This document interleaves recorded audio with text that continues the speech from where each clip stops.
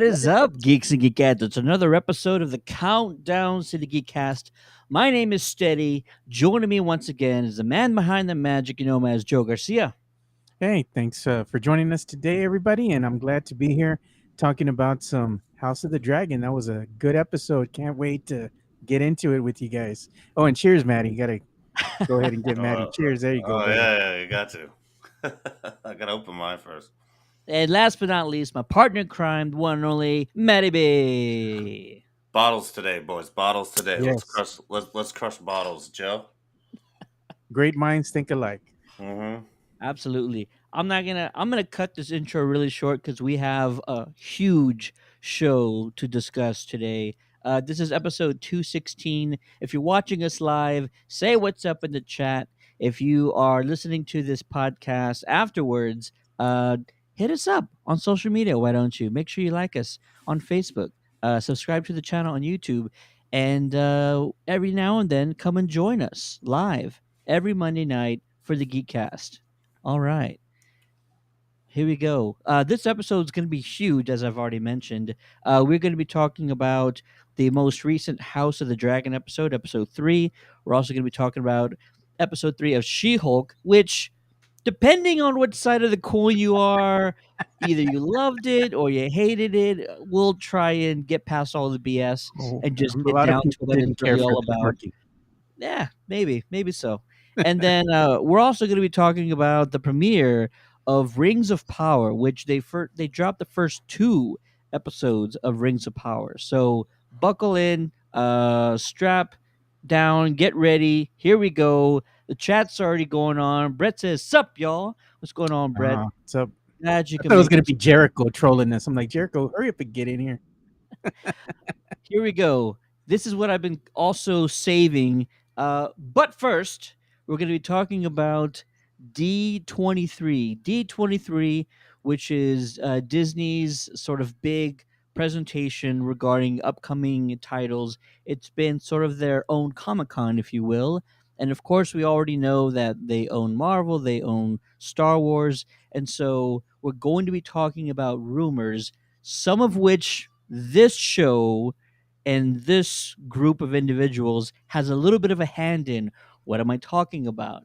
Well, if you've been following the social media chatter, one of the expectations for D23 this weekend is that Marvel Studios and especially President Kevin Feige will either tease or drop the cast list for either the X-Men or the Fantastic Four, potentially both. And that would be the big news, is that we already have individuals cast for roles like Charles Xavier, for Mr. Fantastic, for Sue Storm, stuff like that. Well, the reason why I say we have a little bit of a hand in what potentially could happen is because if you believe the rumors, certain individuals like one Giancarlo Esposito is rumored to be part of these announcements that are going to be taking place this weekend. Why is that important, or why would that matter, you say? Well, when we interviewed Giancarlo Esposito, sorry, I said it wrong the first time, Esposito, he actually dropped the bomb on everybody that he would love to play Charles Xavier in whatever sort of project Marvel decides to do for the upcoming X-Men reboot. And it shocked a lot of people. It was a huge surprise, not only for myself, but also for the crowd that was in attendance. And to this, I just say that if it plans out or if it works out that Marvel does in fact cast him as Charles Xavier, there's a good chance, in all likelihood, that that panel, that video, that sort of news that broke and went viral across all social media had a major hand in that decision making. Because if they were on the fence, if they were hesitant at all about that, I think the response that he got online and that he put out there to the universe, his words, not mine, I think that's what really pushed it over the edge and probably landed him this role. Either way, Joe, Matt, I'll ask you both. he's rumored to be announced at D23. Uh, Potentially, it could just be for more Star Wars. Who knows? Maybe it's a Moff Gideon spinoff that they're going to be doing. But he's rumored to be at D23, potentially for a Marvel role that they're going to announce. Joe, would you like to see Esposito take on either the mantle of Charles Xavier or anything else in Marvel? What do you think? Yeah, I think everybody would be excited. I mean, it'd be a variation of Charles Xavier, and I think everybody would welcome that. And who doesn't like his acting skills? I mean, he's played a lot of iconic characters thus far. So having him be able to be passionate about wanting to play Charles Xavier, and then maybe officially getting the part would be huge. Fans would, I think, really eat it up and be very excited to see his portrayal of Professor X on screen. Absolutely. Maddie, I know we've talked about this before, but now that the rumors are circulating even more, do you think we did it? Do you think we helped push this over the edge and we landed him this? We helped. I'm not going to say it was all us, mostly him, but did we have a hand in getting him this role?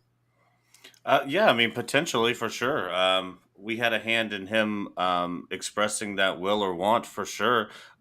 We thought we were going to get that again. We talked about this, and we thought we were going to get it at San Diego Comic Con, either Magneto or Professor X. We thought we were going to get some sort of an announcement there. So I'm not sure if it was decided yet already, but the way that he was talking in that panel did not make it seem as if it was a final decision and more of a last pitch on his part of why he should play it. So I would love to think so. I'm going to tell everybody that's the case. That's for sure.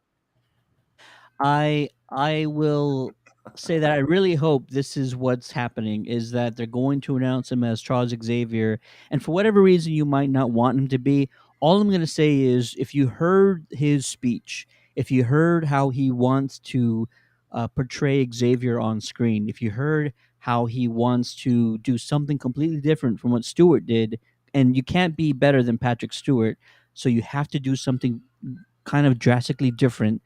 I want to see him get his shot. I want to see him, because he's so passionate about it, get his opportunity to play this role. And I think he can kill it. He can absolutely kill this role. And he's done fantastic in everything else he does. Why wouldn't you want this Emmy worthy, Oscar worthy actor to play this huge role of Charles Xavier? So I hope it's true. I hope we helped it.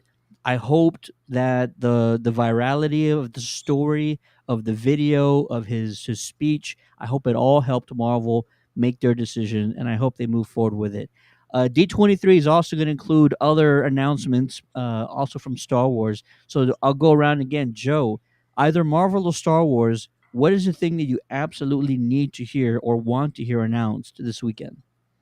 I mean, actually both, but I think I'd be a little bit more excited about hearing uh, if there's going to be a spin-off of a Moff Gideon solo series. To me, that would be pretty darn cool, to check that out and see how the storyline unfolds and seeing the other characters that might be involved. Kind of an extension of what we're already seeing with the Mandalorian, but probably from more of the Empire's point of view. I think that would be pretty dope. And a lot of fans I think would be enamored with knowing what type of villains are we going to come across. Some maybe the more iconic characters that we've seen maybe in comic book lore, but not so much in a series or on the big screen yet. So to me, that's very interesting as a geek at heart who loves Star Wars, but at the same time, you also love to see what he can do with the Marvel Cinematic Universe. So I'm happy for either one. I mean, it's going to be a big weekend either way. I completely agree. Matty B, same thing. Either Star Wars or Marvel. What is it that you absolutely need to hear? Is it the X Men cast listing? Is it the Fantastic Four? Is it the rest of Phase 6 outline? Like, what are you most looking forward to? I'm most looking forward to movie of News of the Mutants. Whether that be, just I just want confirmation that that's coming soon. I don't have a specific title or a character in mind. I just want to know that that's coming soon, and the way that they've been teasing it up, I mean, I think that's the thing. I would be a little disappointed if I didn't hear anything about that. I do not want to hear a confirmation of Ryan Johnson is actually going to make a trilogy. I want to make that absolutely clear. God bless Not a Ryan fan Johnson. of the Last Um, Jedi. no, no. God bless Ryan Johnson, but go do something else. And then I definitely want more Star Wars. I just don't know what I want exactly.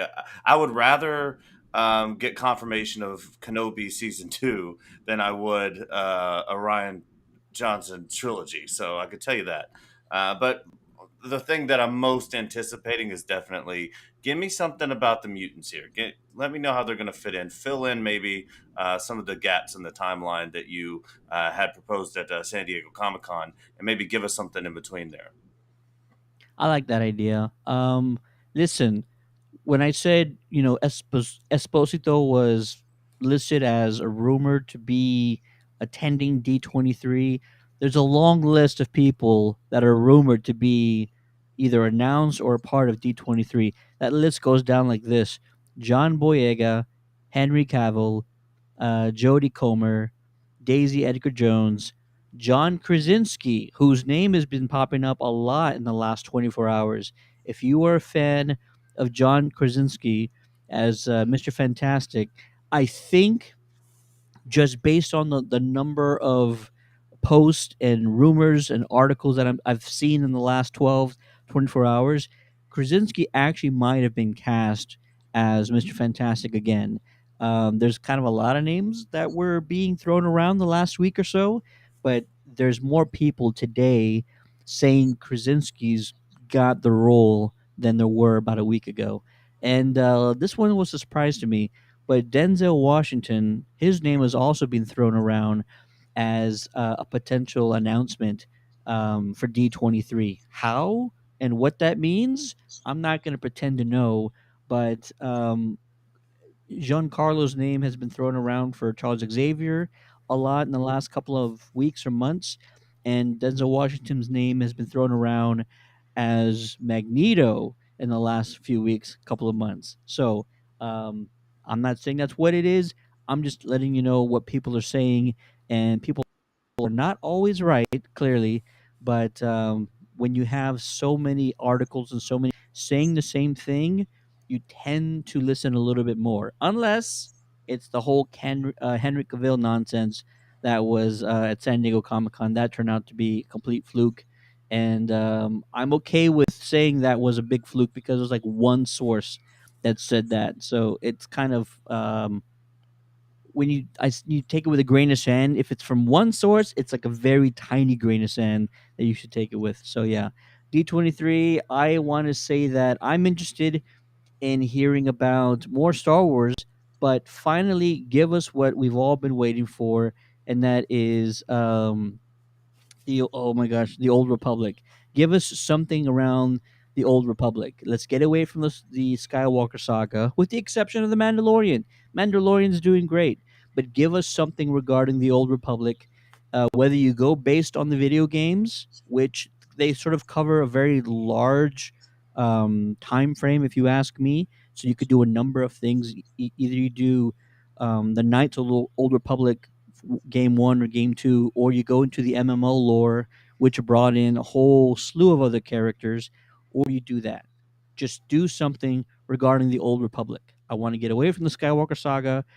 You're not going to please everybody with the Skywalker saga anymore. Clearly, we're not going to. So go do the Old Republic. Say something about the Old Republic this weekend. What I'm not worried about, but the fact that the High Republic keeps getting more and more comics and novels and everything else, I feel like Disney and Lucas Arts or Lucasfilms is just going to start pumping out projects with regards to the High Republic. Not to say that's bad, but you got all this content already there for the Old Republic. Why not just stick with that first? And we can get to the High Republic later. Do that stuff later. I don't mind it.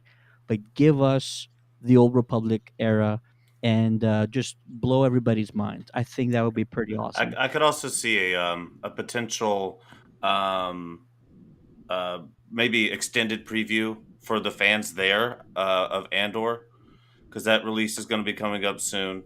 And then I think that John Boyega being there is kind of interesting to me. That was a name that sort of stood out because he has not expressed a lot of good sentiment towards the Star Wars. So I mean, maybe hopefully he's just getting another show. They owe him something, but I actually think his name is being thrown around for the Marvel side. That list of names I threw out just like a few yeah, minutes ago, I think those are all Marvel rumors, not Star Wars rumors. okay. So, yeah, Boyega doing something at D23 potentially might be with regards to Marvel Studios and a lot less involved with Star Wars. But that remains to be seen. Brett's in the chat says, would love to see something on the Old Republic. Amen, brother. Amen. Yeah, I Um, would like to see that too. I mean, for them to even share anything, if they have anything, even concept art, something kind of showing these iconic battle scenes that everybody's been, clamoring for from Knights of the Old Republic. I think that's the heyday, the golden era of Sith versus Jedi. You have these massive battles, not so much the one-on-ones or two-on-ones like, Qui-Gon and Obi-Wan Kenobi versus Darth Maul, but a full-on battle that would be epic. That's what fans really want to see out on the either the small screen or the big screen. If it's going to be made into a film, or is it going to be like a series? I mean, I either or, I'd be happy with it. But I'm also excited to see if they're going to share any tidbits of Tales of the Jedi. I'm excited about this series. They've already shared more of the details about how they're going to go ahead and approach this. But knowing that the same animators that did the Clone Wars are going to be doing this series, Tales of the Jedi. I want to see. I want to know a little bit more about what they're doing. And how is it going to kind of unfold. We know a little bit more about how they're going to branch off and how they're going to kind of follow Ahsoka, Qui Gon, and I believe Count Dooku and some other characters that we're familiar with, kind of going back to the prequel era. But I want to know a little bit more as far as the details on this series. I'm really excited about this one. Absolutely, I agree. We haven't heard nearly enough, and I want to hear as much as possible of the upcoming plans, whether it's more Kenobi or like you mentioned, Ahsoka, or anything else. Definitely much more regarding the plans of Star Wars. Brett says, with the popularity of the Mandalorian and Boba Fett, they could very easily do the Old Republic Mandalorian Wars. Why not? Why not? Yeah, that might cost a bunch, but like nobody's penny pinching right now on series. Amazon's going all out with Rings of Power. Um, $1 billion supposedly. insane, absolutely insane. Can Is you imagine Cameron? they would have spent that much money on the Boba Fett, the book of Boba Fett, and made it something epic instead of the dud that it was? I mean, still mad about that, Ted. Is is Cameron Monaghan on the guest list? I haven't seen his name yet, Yeah, I Oh haven't heard man, but anything about him yet. if because it's that would Star Wars, then like they're much better at keeping secrets than DC or Marvel for that matter. So it would I be know great to DC's see not a part some, of it. not just some like, hey, here's some details about how we made Jedi Survivor, but they're like, hey, oh, by the way, we're gonna do a series when we release it. Oh, okay, perfect. Absolutely. So D23 is this weekend. We will let you guys know exactly what we have planned coming up, whether it be a live stream or whether it be a post stream regarding the announcements. Be following our page so we can all either rejoice or just yell and scream about what information we got or what lack of information we got. A lot coming soon from D23. Really quick, before we get to the Rings of Power premiere, I'm going to say one thing and one thing only. There is far too many people saying the same thing about Henry Cavill coming back. What does that mean? Well, let me tell you. The same sort of individuals that were telling us a few weeks ago that Ben Affleck was going to be involved with Aquaman 2. And then we got Jason Momoa and Ben Affleck being caught on the set of Aquaman 2. And they just had to let that cat out of the bag. The same folks that said that was going to happen a week before it did are also saying that Henry Cavill is not only returning as a Man of Steel, but that he's already done some scenes for an upcoming DC movie. In order to sort of keep the surprise as much as possible, I'm not going to say what that is or what it isn't, but I will say that Henry Cavill has already thrown on the cape and the tights, and he's already shot something as Superman again. Um, how much is he going to make his comeback? If you believe the reports about this new regime with WB Discovery, they want Batman, Superman, and Wonder Woman to be involved in nearly everything going forward. If you love the Trinity is going to be the focus for every movie here on out, not the entire focus. That's not what I mean. But I mean, expect name drops, expect cameos, expect anything you can possibly regarding Batman, Superman, and Wonder Woman going forward. And yes, that should also mean future films, but how long that takes remains to be seen. I think the movies they have on the slate right now, they need to pull in some major dollars in order for anything in the future to happen. If they don't pull a big box office with Aquaman 2, Shazam, um, The Flash, for example, then they're going to have a much harder time approving anything going forward. But the focus is the Trinity. They want the Trinity in everything. When I mentioned the new CEO, Zaslav, he wants everything to be big, over the top, to be just massive ideas, big spectacles going forward. That also involves the Trinity. They need to be involved to make sort of DC films larger than life going forward, which is great for DC fans. Also, uh, I'm a little bit more hesitant to say this next part, but there are a few individuals, not many. There's a very small handful of people that have said um, they've already reached out to Zack Snyder, and Zack Snyder's already been asked to present what a future for DC might look like. They might ask him to complete his vision for Justice League films. And of course, we can't go back and do what he originally wanted to do because the landscape of DC has changed so much since when he filmed his version of Justice League. So, if you believe the rumors are he's presented sort of an updated version of what Justice League 2 would look like, of what Justice League 3 would look like, and he's mapped out that timeline. That's as far as the report There's, goes. there's also big rumors, though. I mean, because we talked about last episode, Dan Lin, and he has not been confirmed, but it seems as if he's maybe a potential front runner for that job. And he has called Zack Snyder a family show, a "See you next Tuesday," a total "See you next Tuesday." Yeah. Um, so I don't know how that would fit, but I think, I mean, because here's the thing: do they I just delete it altogether? Maybe just start new. I mean, I love the Snyderverse. Don't get me wrong, but it's like it's so tainted now. It's like Shut your mouth, man. You're talking about the biggest fanboy that we have for Zack Snyder here. I love Zack Snyder, and I love the Snyder cut. It was incredible. I wish they wouldn't have messed it up, but it's like there's exes that I love too, but the relationship is just tainted a little bit. The memories aren't quite as good because of how everything was handled. Yeah, and there's So been a lot of time that's passed as well. yeah.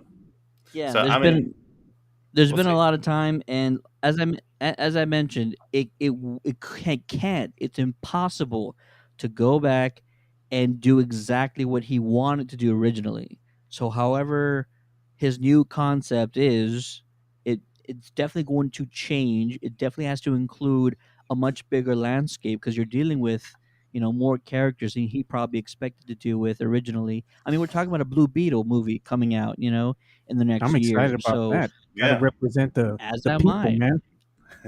yeah, As the am Blue Beetle is I. gonna be So awesome.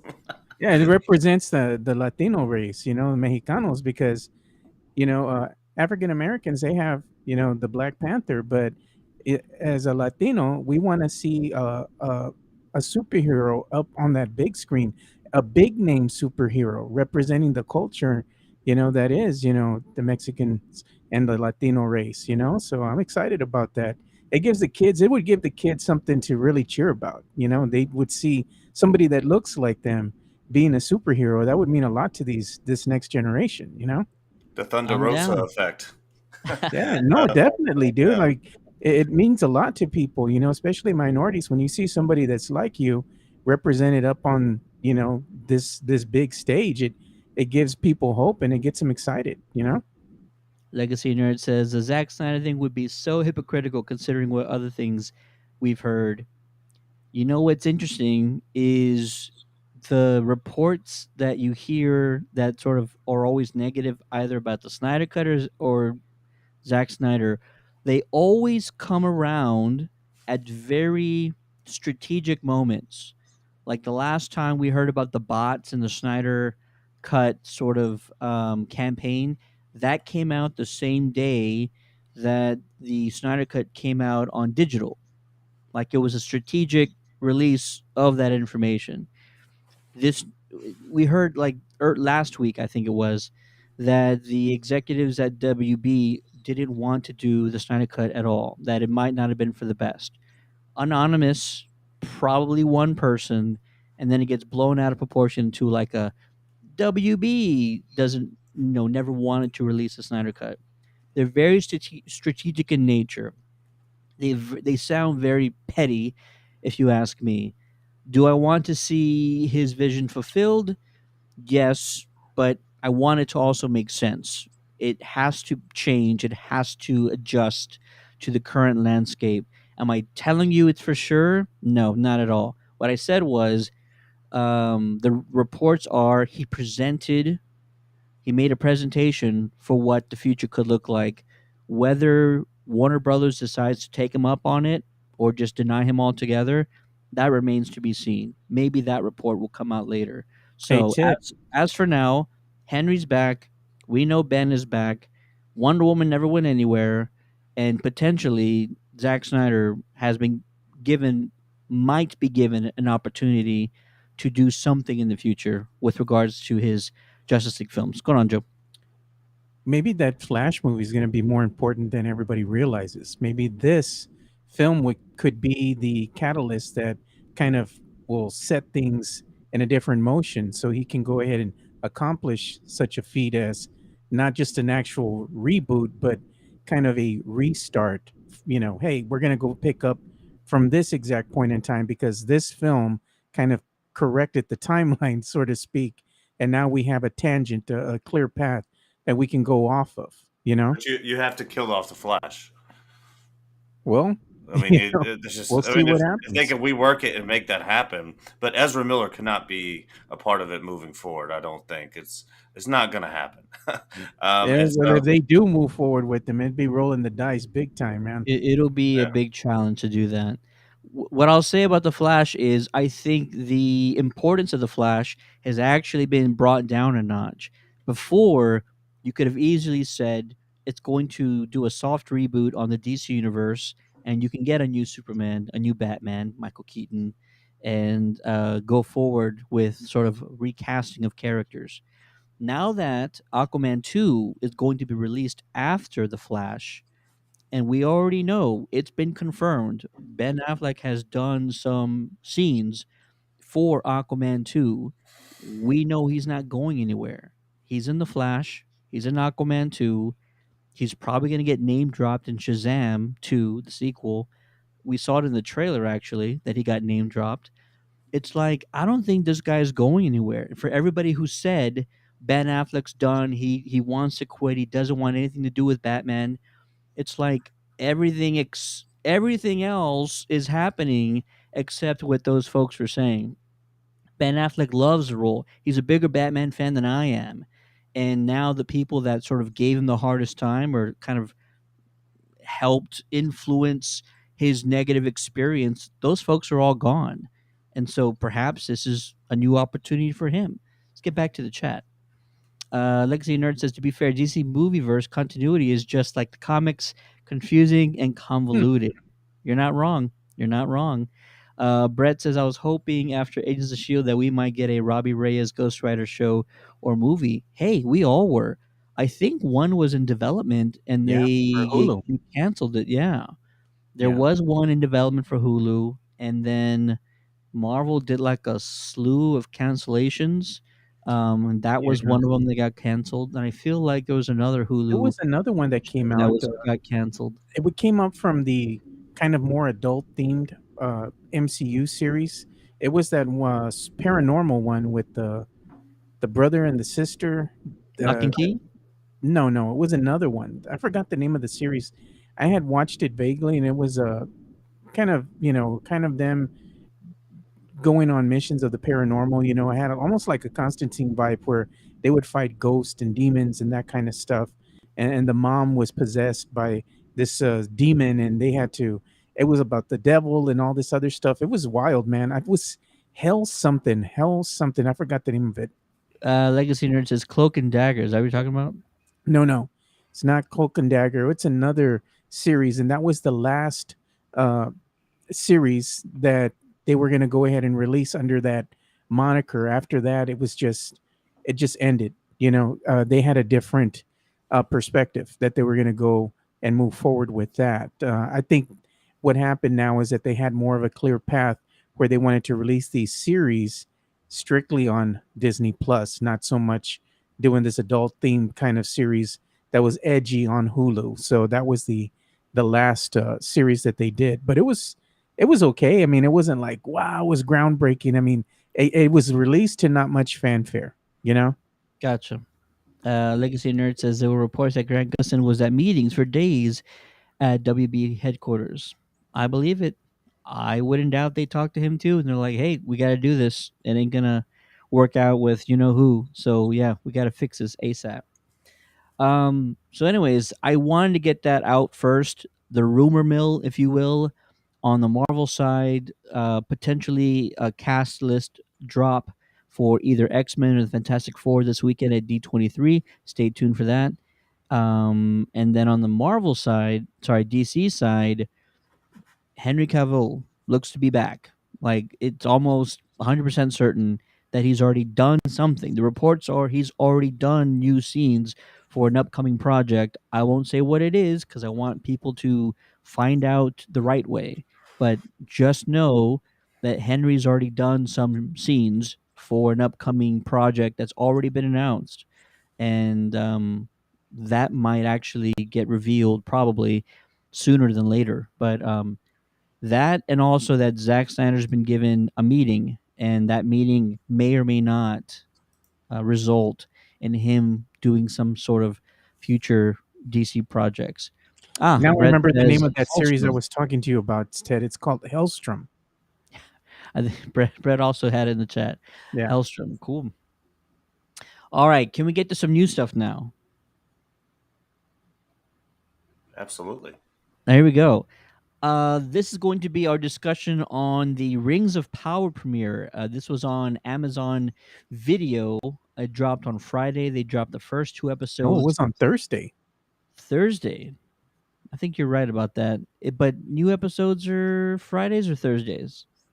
I think they're gonna probably be every Thursday, kind of like they were doing with the boys. All right, all right. Rings of Power, Episode 1, A Shadow of the Past. This is where I try and do a quick, fast summary. Spoiler alert if you haven't seen it, but also, like, I don't know if there's anything to spoil yet. It's a lot of setup, it's a lot of world creating. This is a universe that we're not really used to. It's kind of very drastic from the Lord of the Rings trilogy, but if you have not seen it yet, if you wish to watch it first, this would be opportunity. Pause this video, go check out the first two episodes on Amazon Video, Prime Video, and then come back and see what we got to say about it. If you're in the chat and you have seen it, let us know what your favorite parts have been so far regarding episodes 1 or 2. And this is episode 1, A Shadow of the Past. Morgoth, sort of an evil sorcerer, if you will, forced elves from their homeland Valinor and started a war that lasted centuries. Sauron, his servant, rose an orc army for many, many years before going into hiding. Our main character, Galadriel, who's now a commander, mercilessly hunts after Sauron with a small clan of elves. During the search of an old castle in the far north, the company vanquishes a snow troll, and the majority of them choose to end the journey against Galadriel's wishes. Next, we meet Nori, a Harfoot that loves adventure, and she could also be a bit nosy. For her efforts, the Elven King grants Galadriel and her company the opportunity to live an eternity in Valinor, but she hesitates, jumping off her ship just before it crosses into the threshold. We also meet Arondir, an elven soldier who has feelings for a human. He searches for sign of the enemy amongst human towns that once supported Morgoth. His search takes him east where he finds a town that's been torched to the ground, and as he looks towards the sky and from all other corners of Middle Earth, a fire streaks across and crashes into the ground. Nori is the first upon it, and to her surprise, realizes that it is a person. Matt, this was a very interesting episode. A lot to build up, a lot of world building. We got to meet a handful of characters here. But what was your biggest takeaways from episode one? I like the bit of the metaphor the episode started with her brother and the ship and the stone, and I think that really kind of foreshadowed her later on, sort of jumping off of that ship and not wanting to go, what was it, to the Silver Shores, right? The Um, Undying Lands. yeah, and so I thought that was pretty good, and then there was some. I keep getting messed up actually because I watched them back to back on what's episode one and what's episode two. But Aaron Deere, the Soren's Eye, there's a lot of these things that we saw. There were callbacks to. A lot of the characters made me think of a callback to the Lord of the Rings, the lore behind all of that. But to be honest with you, I didn't see $700 million in this. Um, No? no, I mean it looked good. Wow. Don't get me wrong; it didn't look like $700 million. And to be honest with you, while watching Game of Thrones, it was kind of boring. That first episode, I was like, "Oh my gosh, this is." I was really bored, to be honest with you. I liked it. It's cool. It's good. There's nothing wrong with it. It's not a bad show. It's not poorly written. But I'm just having to compare it to Game of Thrones right now or Hot D, and it just came across really freaking boring, to be honest. It's a slow burn. I'll give you that. Yeah, I think so. And then, when you kind of think back to the original Lord of the Rings trilogy, like it wasn't action packed or anything like that. Yeah. The story always kept you sort of engaged, if you will. But even the Lord of the Rings, like there's a lot of walking, there's a lot of moments of just, not a whole lot happening.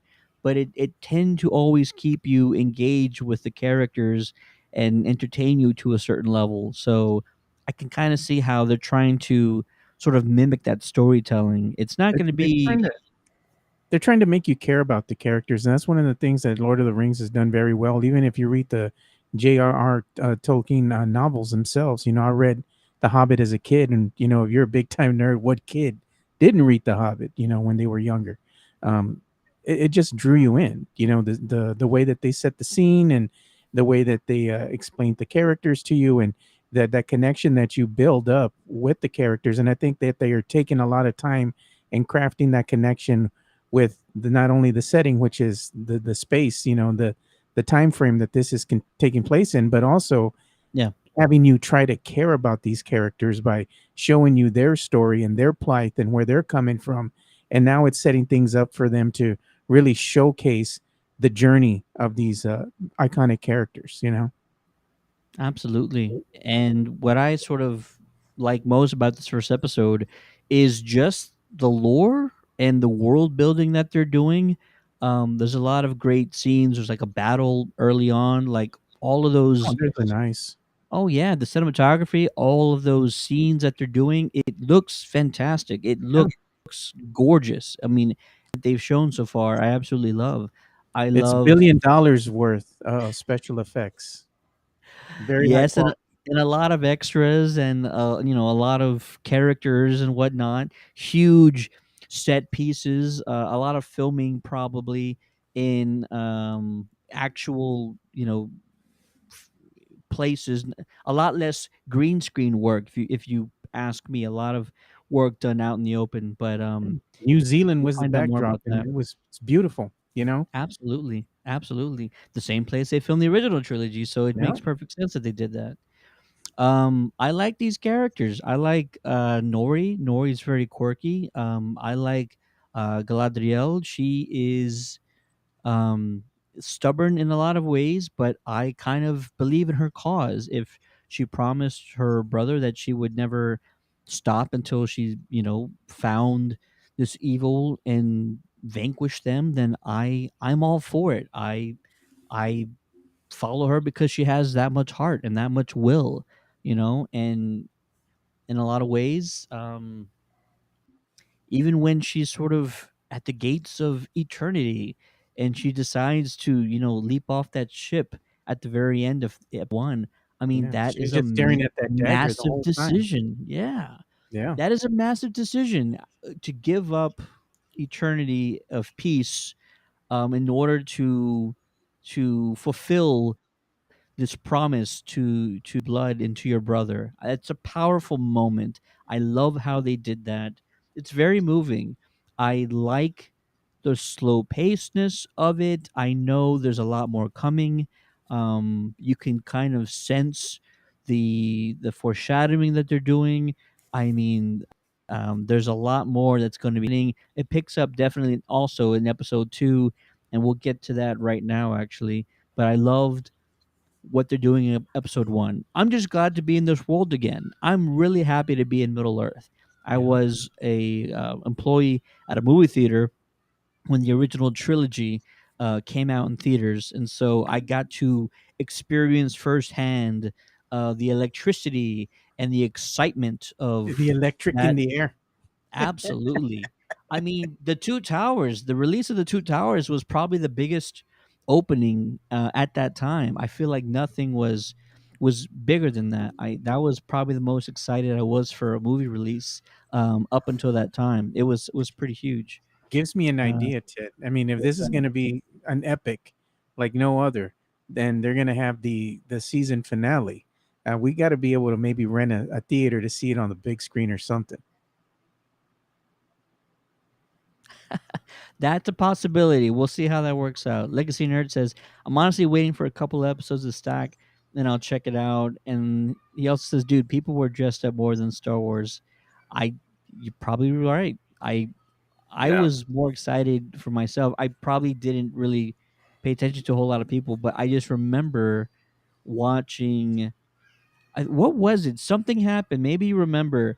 We got a sneak peek of the Two Towers before it released, and it was just like the opening scene of the battle. Um, and I forgot what they attached it to, but they attached it to either the beginning or the end of a movie, and it was like the biggest thing at the time, just to get a glimpse of the Two Towers and understanding how massive of a battle that was going to be. I I'm think it was like, before the movie actually started, like a an extended trailer. You know. it was Um, it was something. They either re-released the Fellowship of the Ring again, and then they had the sneak peek of the Two Towers at the end, or they did something. All I remember is seeing the elves and the humans or mankind on the wall, and everybody just frozen, and you're just seeing the orc army like walk up, and it was very short. It's like a 1 to 2 minute, like a teaser sneak peek of the Two Towers, and it was just electrifying. It was so amazing to watch that, and it just rose my anticipation of the movie just to the absolute highest. It was just incredible. yeah, no doubt. That has to be, I think, one of the most iconic trilogies that, well, I remember seeing. It was an experience when you went to the theater to check the film out, just like it was when you were seeing Star Wars. You knew that this was something epic. It was going to be something special. and it just had a different feel about it. You know, you're into this world and these characters, and I got to say that Peter Jackson's version of the Lord of the Rings trilogy, he did a masterfully good job of casting. I mean, everybody that portrayed these characters, I mean, it was just spot on. They did such an amazing job. I mean, so much so that it set the bar so high for this prequel. You know, and Bezos with Amazon, videos over here trying to invest $1 billion to try to do it some justice. And I heard a story that my son told me. He said that Bezos' son is a big Lord of the Rings fan, and he told his dad, "Don't f this one up." That's awesome. Yeah. Legacy Nerd also says, "Oh man, I don't remember. I remember we said no refunds for trailers around that time, usually before a horrible movie. Yeah, probably.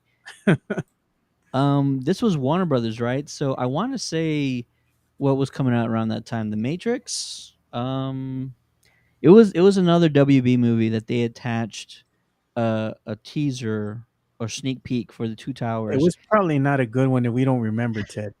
I'm being honest. Probably, but it was something like that. It was another WB film where they attached the sneak peek, and it was just so incredible to see it. Just a sneak, it was awesome. All right, let's get to episode 2, titled "Adrift," and here's a summary. It goes down like this: Nori and Poppy carry the stranger from the sky back to camp and try to make heads or tails of what he's blabbering about. He will later, with the help of fireflies, explain that he's in search of some sort of constellation. Elrond travels to Elbendea to meet with the dwarf prince Durin, but his only way in was a challenge in dwarfen strength. The two argue about time lost, but eventually share dinner together. Galadriel drifts upon people who are drifting at sea as well. However, the rescue is cut short as a massive sea worm attacks the survivors. Once again, she and Halbrand are all that remain, and a severe storm will test their limits. Arondir follows a tunnel towards Bronwyn's village as he believes orcs have returned. Matt, we'll start with you, sir.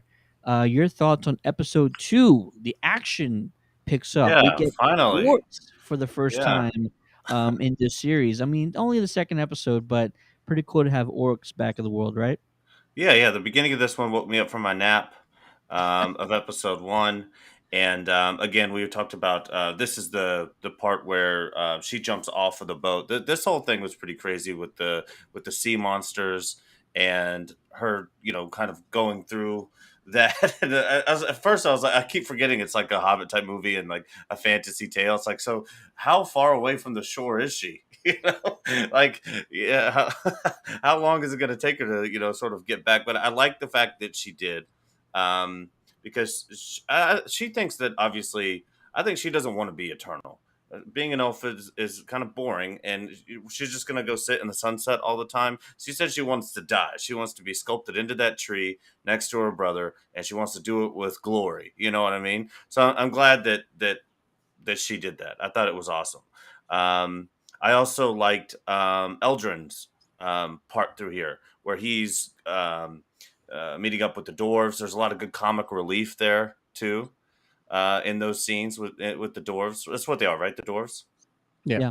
Yeah, and so that was really awesome. And I like this journey that Eldrin's on, where he's with one of the greatest inventors and artists of the time, and he's supposed to have they're supposed to create this amazing thing that would help everybody in the world, but they don't have enough people to help them do it. So he's going to go invest the help of his old buddy, but as an elf, he's forgotten that 20 years to a mortal is a long time. And then his friend in there is very upset with him, for having missed that amount of time. And so I love that whole scene through there and all of the imagery. I also am wondering what's going on with this the giant that came from the sky. I mentioned Sauron's eye earlier because when he landed, he was covered in fire, and the meteor made the shape of an eyeball. And then he sucked the fire back into him. So I don't know if this is like the writers trying to divert us and make us think something else, or what it might be. I'm very interested to see how that goes. And then Nori was the elf, not the elf, the one helping him, right? Yeah. Yeah, and so I like her like quirkiness. I'm interested to see what those two, what kind of trouble they get in together, for sure. So this episode picked up for me. I was like, okay, well, this is something that I'm very interested, invested in. It's definitely going to carry me into um, the third episode. Real quick, Legacy of Nerd tracked down that information that I was looking for earlier. The teaser trailer for The Two Towers premiered in theaters on July 3rd, 2002, with the release of Men in Black 2. The theatrical trailer was then released theatrically on October 4th, my birthday, 2002, with the debut of Red Dragon. So yeah, that Two Towers teaser was like probably the first time I was ever really interested to see like a teaser trailer before. Before that, teaser trailers didn't really matter. That was the first one that mattered, I want to say. I don't know if anybody else feels that way or doesn't feel that way, but the teaser trailer for the Two Towers was like the must watch thing ever. And it was just incredible, and it raised the anticipation for the movie at an all-time high. Revenge of the Sith Uh, was pretty big for me too. Yeah, I remember that premiere. That was pretty epic. That for me, that premiere, just real quick, was at um, AMC Theater. You know, the only AMC theater that we had here in San Antonio was out by IH10, that and I was ours. That was remember, mine. yeah, I remember going there because it was so crazy. Because you had the parking lot full of nerds, geeks. Everybody was just geared up in Star Wars. You had full on lightsaber battles in the parking lot. You had a guy that was circling the theater with a big screen TV in the back of his truck with a generator showing the movies, and every time he'd pass by, everybody was screaming, "Yeah!" I mean, it was wild, man. Yeah, definitely. And that came out, I guess, a couple of years later. Legacy Nerd says, "Didn't we mirror 22 screens that night?" Talk about Revenge or the Two Towers. Both were ridiculous. I we had It was 24 all sold out. we had 24 screens at this megaplex, and we would do this thing back when we actually had film reels, where we would have the film going into one projector for one theater, and then having it on some pulleys across the attic up there in booth, to another projector where it would be feeding into and coming out of that one, and probably coming out of that one and going into another one. So before we ever had digital projectors, if you wanted to show the movie on more screens than you had film reels, you had to, tie them all together using like a pulley system, and it was just absolutely insane. Plus, if one tears, if you have one break in the film for one projector, well, then you're also screwed for the other projectors that you also had tied to this film strip with. So yeah, absolutely insane. He was He says Legacy and Revenge, Nerd yeah. said, yeah, Revenge of the Sith. Revenge. Yeah. Yeah. Over 20 screens for sure. I don't remember the exact amount. I remember Cool. the ushers. I don't know if you were one of the ushers or the manager or assistant manager or I what, did but it all. I did it all there. I remember the guys would come out and it was so crazy because everybody was just lined up and the lines were going around the building that they had to get people in segments and say, okay, your group is up next. And then everybody would just bum rush and they're like, no, no, no, no, no, no. We can't take any more because they can only take so many people in the theater. And then they had to sit everybody. And then they made sure that you were sitting next to each other because they were just trying to make sure that they had everybody that was going in to see the movie had a place to sit because this Yep. was before reserved seating, so people were fighting and getting angry. I want to sit here. It was madness, man. Madness. Craziness. Yeah. Craziness. And then we all thought that assigned seating was like not gonna work out. Like it was gonna be this big drastic change that wasn't gonna catch on. How wrong were we? Because I was thinking that. And I'm like, you can't have people make assigned seats. That's not ever gonna work. No, it definitely worked. It definitely helped the industry. Things were a lot less chaotic than they used to be when you had Yeah.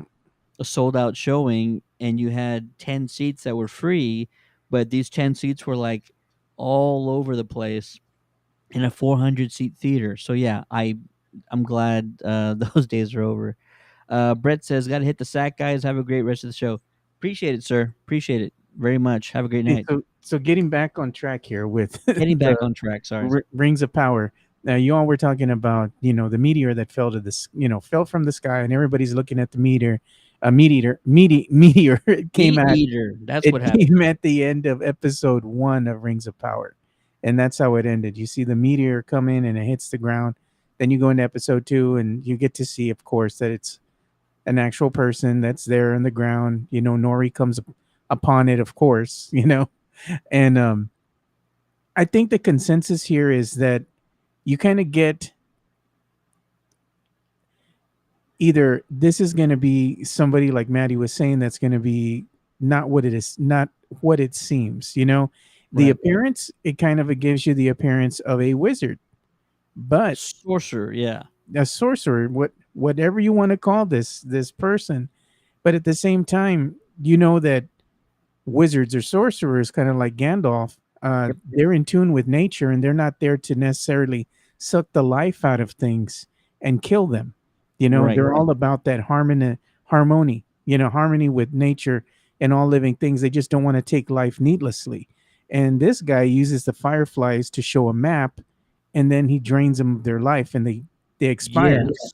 So it's like, this guy's dealings here are nefarious. They're not something that you're really accustomed to seeing a sorcerer do. Even though he might not know how to use his full powers yet, we're not really sure what side he's on. I think that's what makes him a mysterious, a character, the mysterious stranger. And Nori's over here feeding the guy snails and trying to get him, you know, f- I guess up to speed again and all that. Somebody needs to give this dude a bath too, man. Like, put him in some water. I'm sure he's right at home with this village of people. Legacy Nerd says mutator. Yes, that's exactly what it is. Mediator. Meat eater.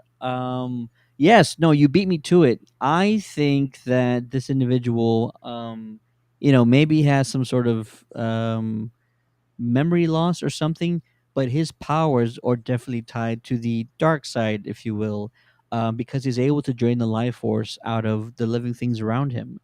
And we're also seeing in other parts of Middle Earth, oof, the cow's milk that came out like oil. Oh, good Like, God, it was like man. a sludge, man. It was terrible. Like, oh, that's gross. That's not chocolate milk. That was horrible.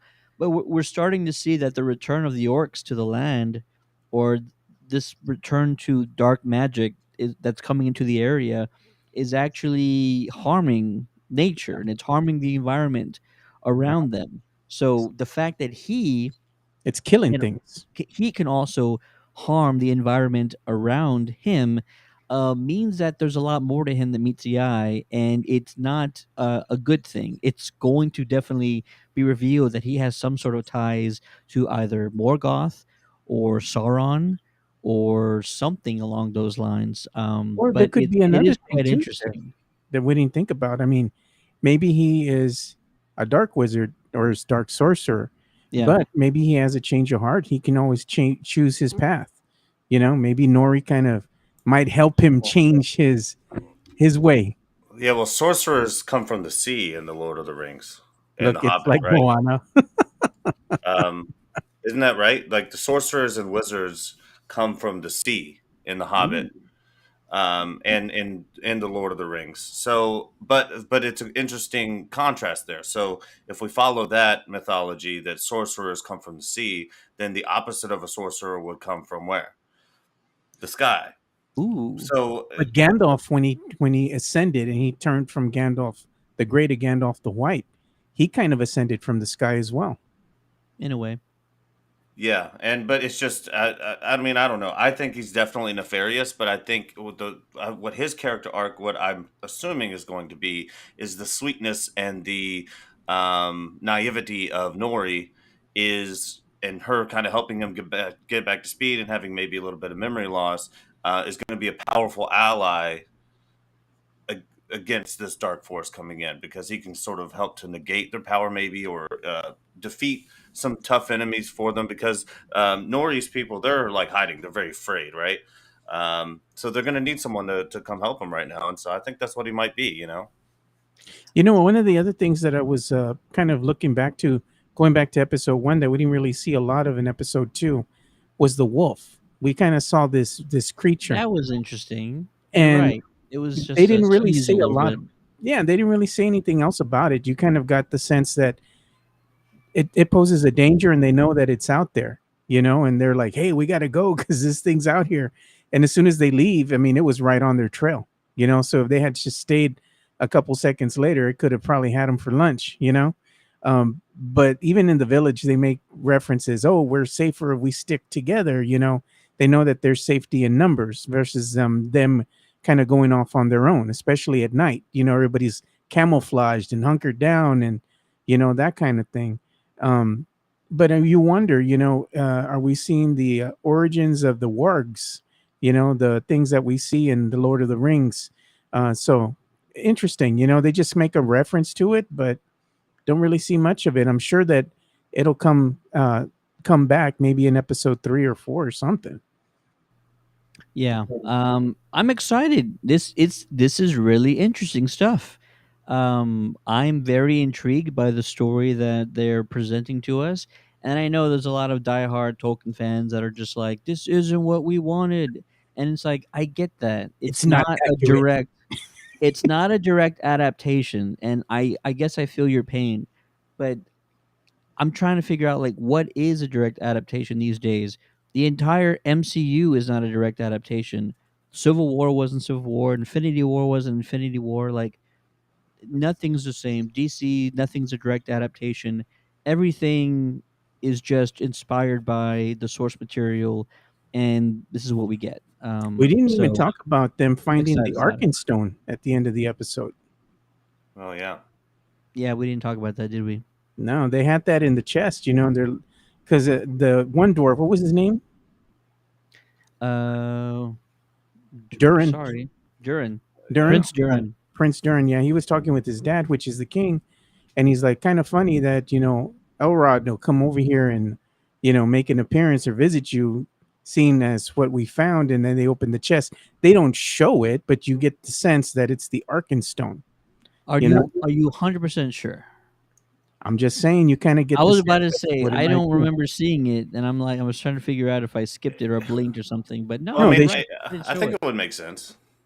Yeah, I mean that's around fits around with around the time that they are starting to amass this huge uh, wealth. They're Yeah.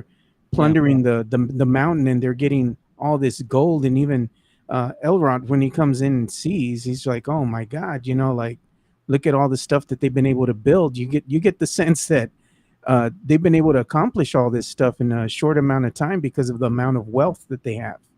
And that's also going to attract the eye of a dragon pretty soon.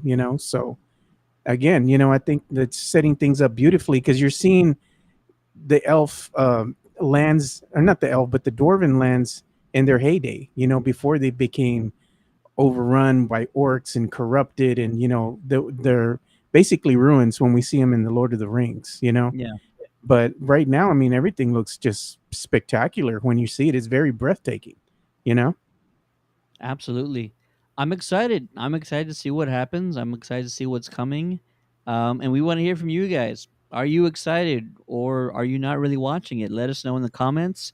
If you're watching or listening to this episode at a later time, send us a message on Facebook. Just click that send message button. Let us know what you think about the premiere of Rings of Power. Or you can always email us on the contact page of our website at www.countdowntothegeekcast.com. That's not the only show we're talking about today. Let's get over to House of the Dragon, episode 3. This was, if you were waiting for some action, this was one of the ones that picked up drastically. So, House of the Dragon, episode 3. The episode is titled Second of His Name, and it goes a little something like this. We open on crab feeder Prince Drehar, who's torturing the last of the Valerian survivors. Prince Daemon arrives, undoubtedly as a favor for his new allies.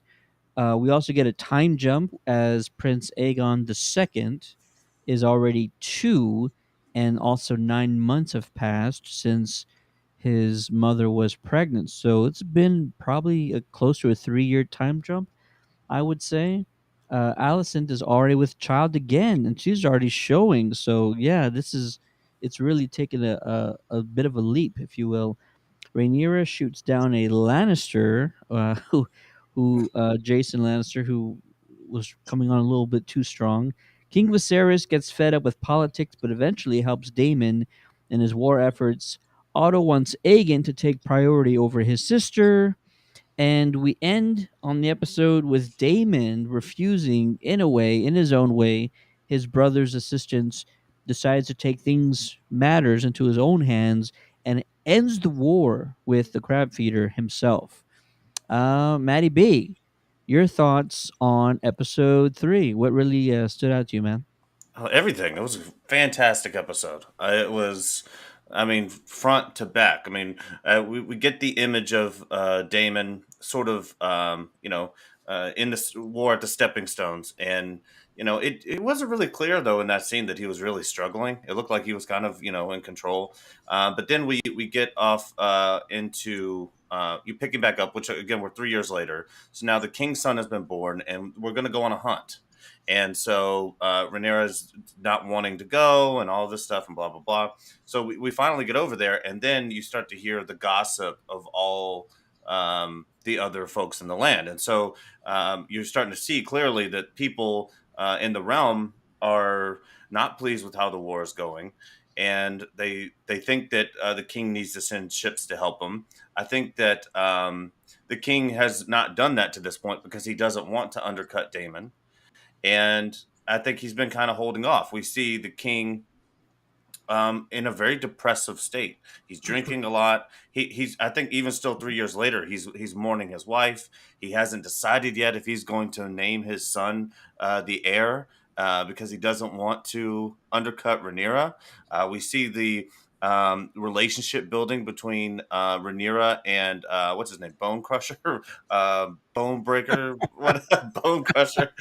I ain't never scared. Um, You talk about Kristen Cole? yeah, but his nickname is something like Breakbones or Oh, something. Um, but we start to see that relationship developing, and then we kind of get to the end there, and the king promises her that he's not going to. I believe right. The king promises Rhaenyra that he isn't going to name the son the heir. Yeah. And she sort of just scoffs and walks out of the room because she's pissy in this episode. Um, absolutely. and so then we cut over back to the war, and they're like, Damon's screwing this thing up. Damon's screwing this thing up. They get a letter from the king saying, I'm coming to help you. This pisses Damon off, right? And he's like, I'm going to take matters in my own hand. He does like the number one thing I think you're not supposed to do during this time. You're not supposed to hit the messenger, right? You can't kill the messenger.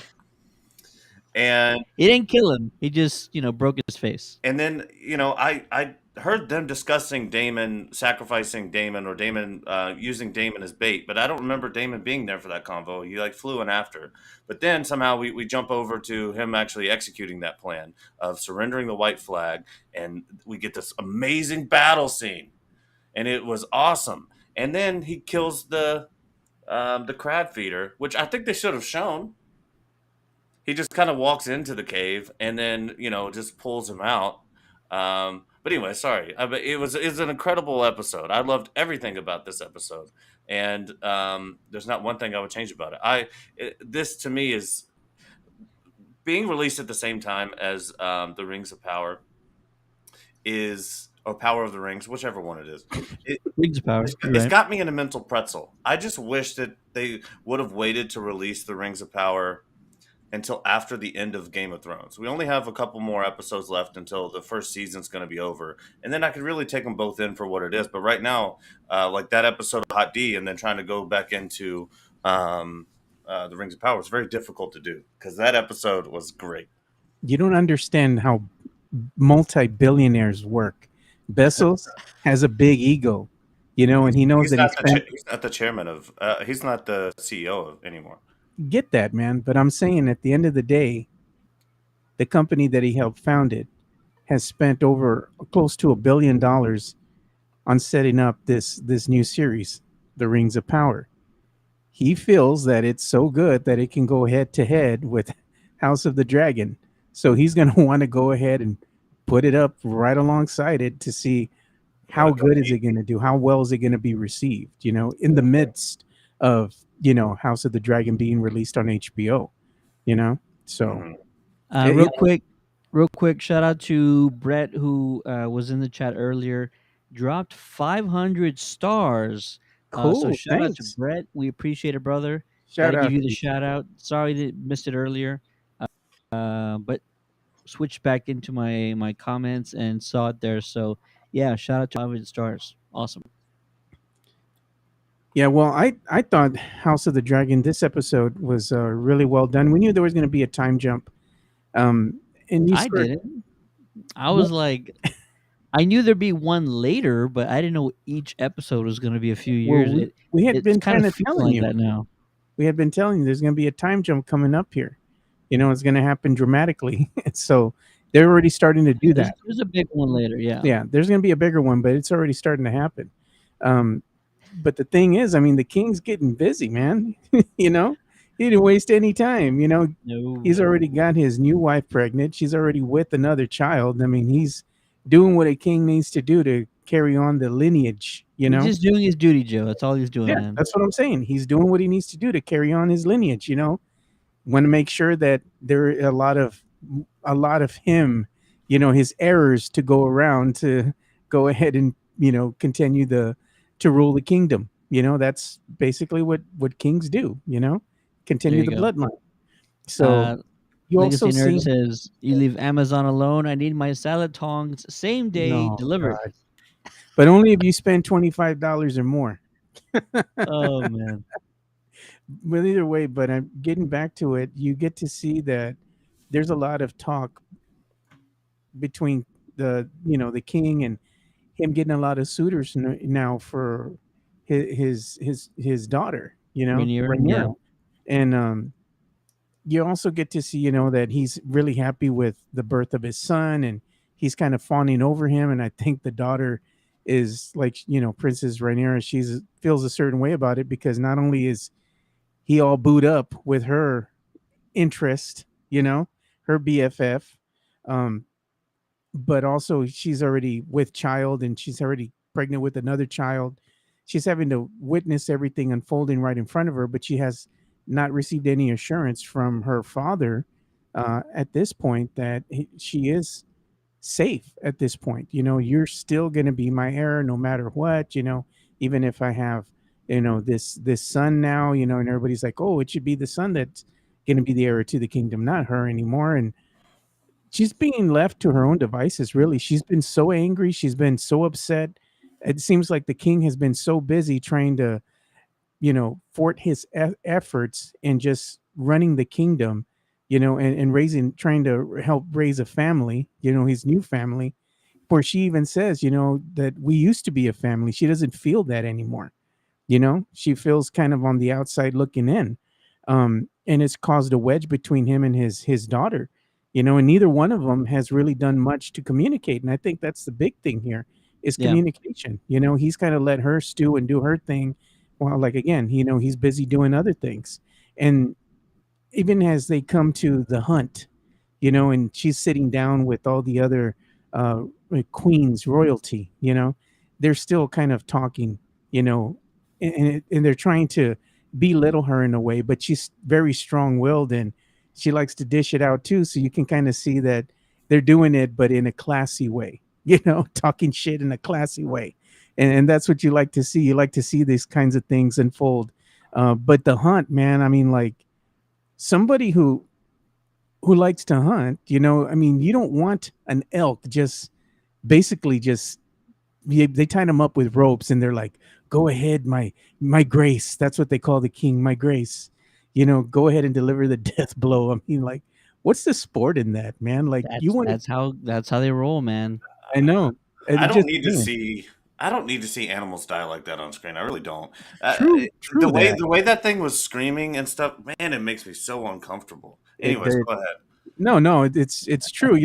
You see that coming, and they can kind of just go to another scene, and then come back and they have it bagged up or what have you. But to really show him delivering the death blow, that was kind of brutal, especially how sensitive people are nowadays when it comes to pets. We love our pets sometimes more than we love humans themselves, so I mean that's kind I of do. brutal. I'm just saying it's kind of brutal. But it just goes to show you, like Ted's saying, like the way things were back then.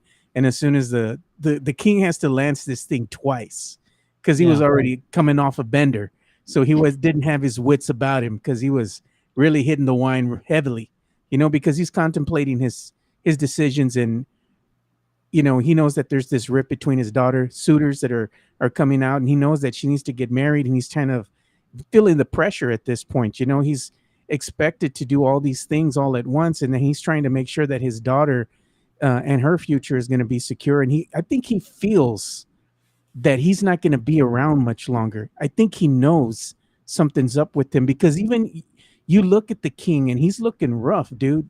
He's looking real rough, you They know? didn't talk about his disease or his They infection. It's didn't, been almost 3 years. You but think he that looks ill.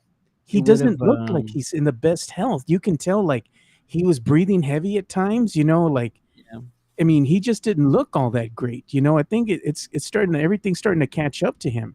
I thought he was going to be off in the hunt. I thought he was going to have an accident or something. Wouldn't And be the first time that happened to a king on this exactly, in man. this world.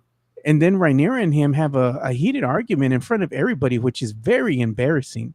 You know, Yeah. you don't do that kind of stuff, especially if you're a king. And you're there with your daughter, who is a princess, having this very public spat. In front of all the other royals is very embarrassing. Rhaenyra, rightfully so, just takes off. It's like, I'm out, man. I'm out of this shithole. I don't want to be here no more. So she goes off with, what's that guy's name? Sir Christian Sir Cole. Christian Cole. So she goes off with him in the woods, and she just wanting to get away from everybody. He's like, "Hey, we gotta go. We gotta go. We're out in the woods, and your dad's gonna be worried about you, this and that." And sure enough, something's a stirring, and he's out there with his sword. They hear something in the bush, and here comes a big old boar, knocks him down to the ground, and goes right after Rhaenyra. And you're like, "Oh man, this is the end for her." But no, man, Sir Christian Cole comes and he lances the damn animal, and then she takes care of the rest all on her own, and she brings the pig back to the camp all full of blood, and everybody's like, okay, respect, you Well, know. But also that was such a poetic scene there too, because in the carriage on the way to the hunt, she said she didn't want to be a part of it, and she says, "I hate the way they squeal," or whatever. She was like, "I don't want anything to do with that," and he sort of was disappointed in that because he was like, "Well, this is a hunt. This is what we're supposed to do," and then she comes back after he pissed her off with a hog that she just killed by herself. I thought that was a very poetic scene there for her to kind of get one back in his face when she drug it back through. You could see that she's ready to be the heir. He doesn't she's have sending to a name it. message. Yeah, Yeah, she's sending a message. Hey, like, you had to go ahead and have somebody hold up this elk for you. I went ahead and killed this thing with my bare hands. I got blood all over me. I'm coming yeah, in to camp like a freaking badass. you yeah. know I'm Yeah. sending a message like, I'm not afraid to get my hands dirty. But the other fact to all this is the king, sending the messenger once he talks with his queen, Alicent Hightower, you know, and she's basically bringing it down to him, breaking it down for him. Hey, is it better to go ahead and let the crab feeders, uh, you know, I guess thrive, or is it better for the realm to have them vanquished? And the king's like, okay, okay.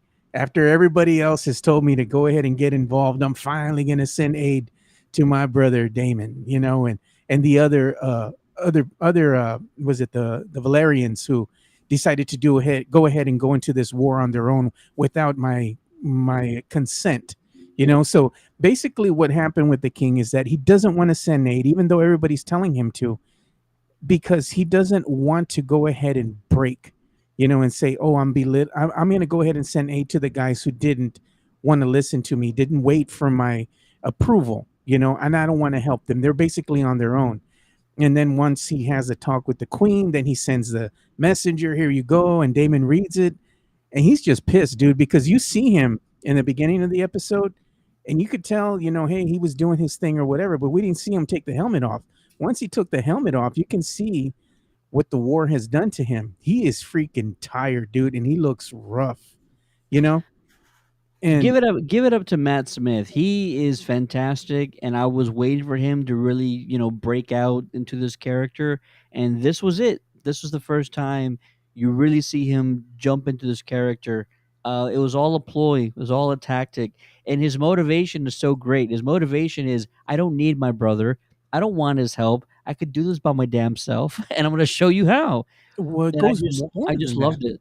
Yeah, it goes more than that because when the messenger comes to Damon, to deliver the message, he looks at it, he's pissed, and that's why he's hitting the guy because he's angry at his brother. Like, why didn't you help us sooner? Why didn't you send aid sooner? And you No, know I don't what? I don't think that's it. I think he always wanted to get this done on his own. I think I, he wanted to do this without his brother intentionally. I think he would have welcomed the help, but ultimately, if this battle was going to be won, it was going to be won because of his, leadership, and he was going to be delivering that final blow, no doubt, because he's going to send a message, you know.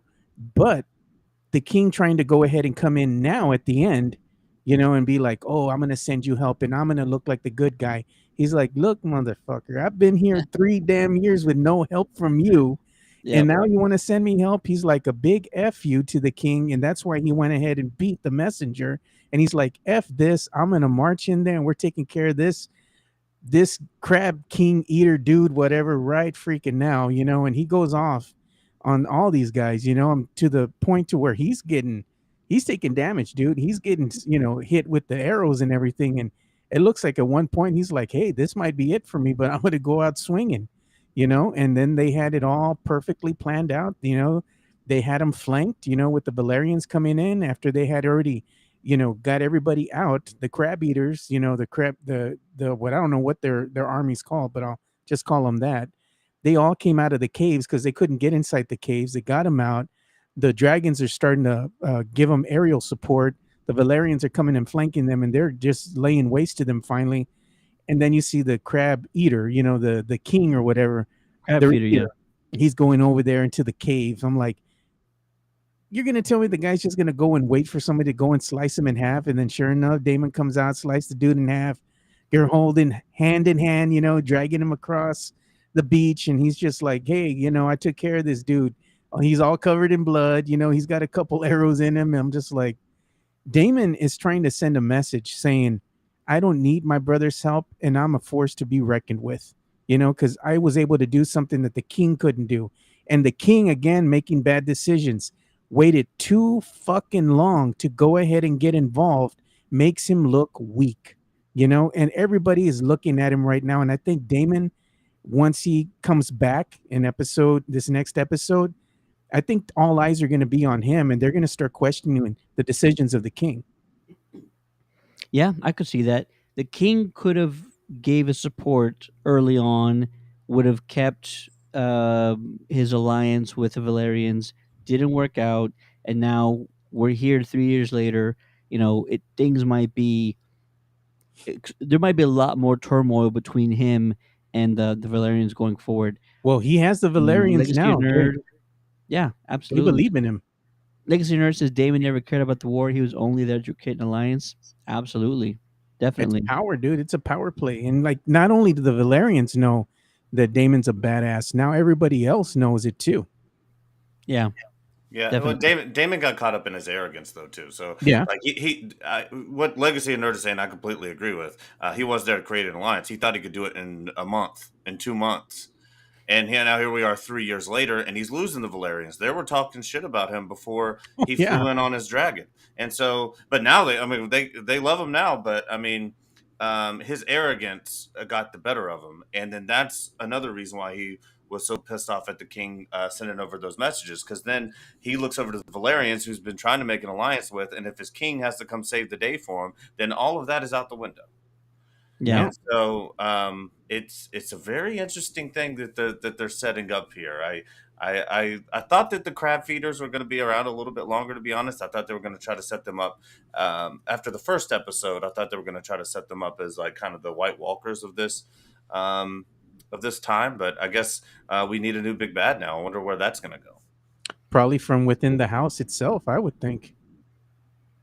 Probably so. You would want to hope that there's some sort of mystic evil out there doing something, but they haven't teased anything like that yet, despite the fact that they gave us the full prophecy like at the end of episode 1. So that remains to be seen, but a lot of politics moving forward, if you ask me.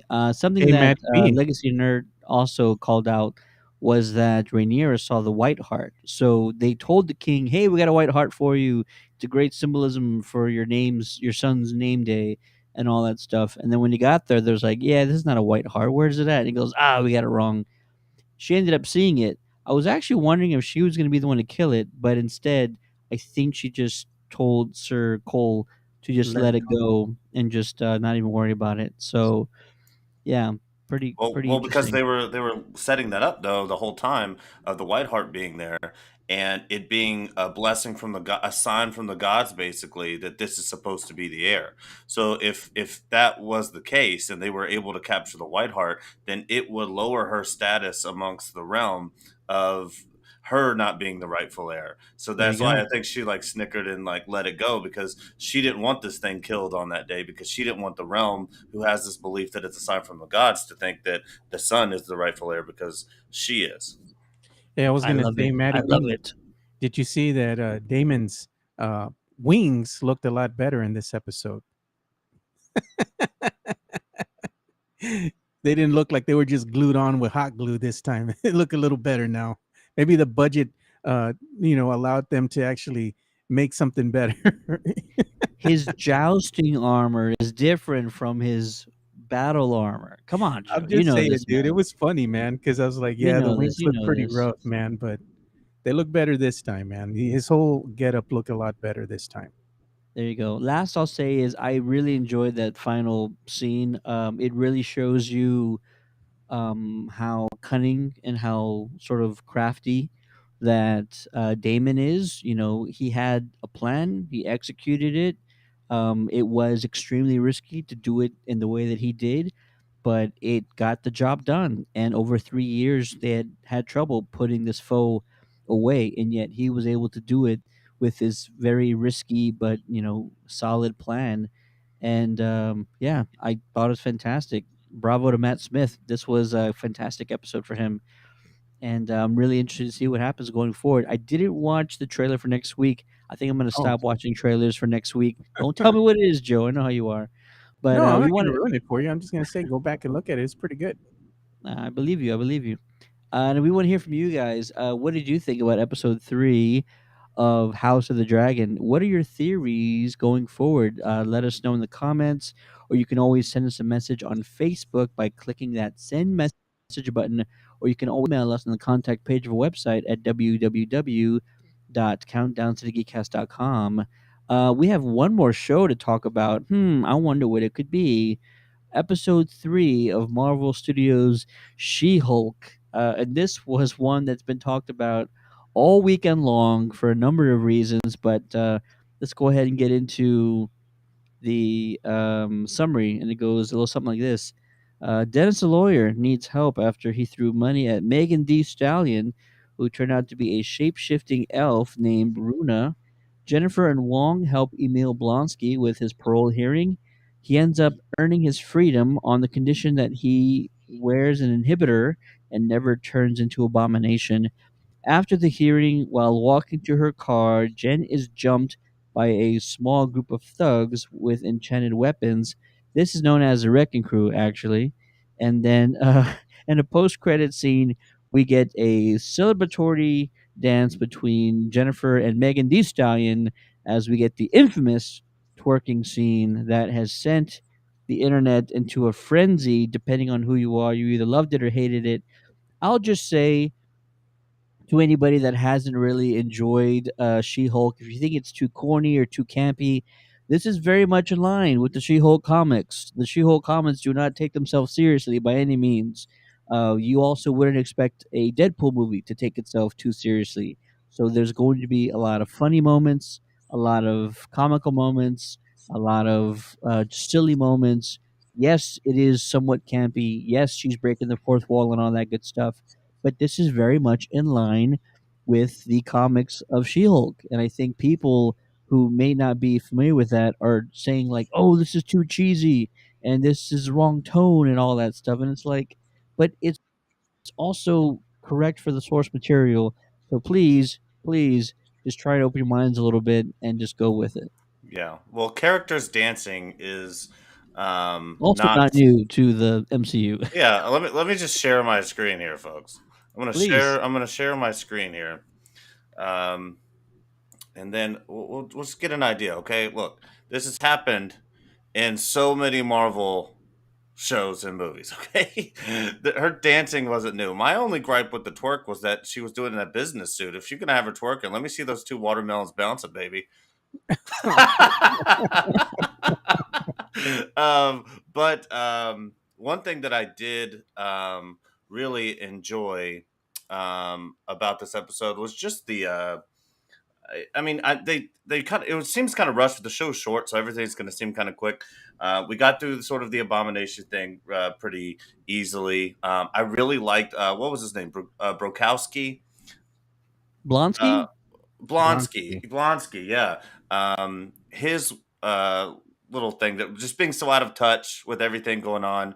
Obviously, the show is like female centric, and him just being like a sexist jerk. What like if you're gonna go cringe, like go that far with it. Like I'm okay with that. Like that's hilarious that she was like making fun of him the whole time, and he was getting played by this the shapeshifter, and then like Megan the Stallion's in there. I mean, it's if you're not having fun with She-Hulk, um, here, do you know what a chill pill is? Here's two of them.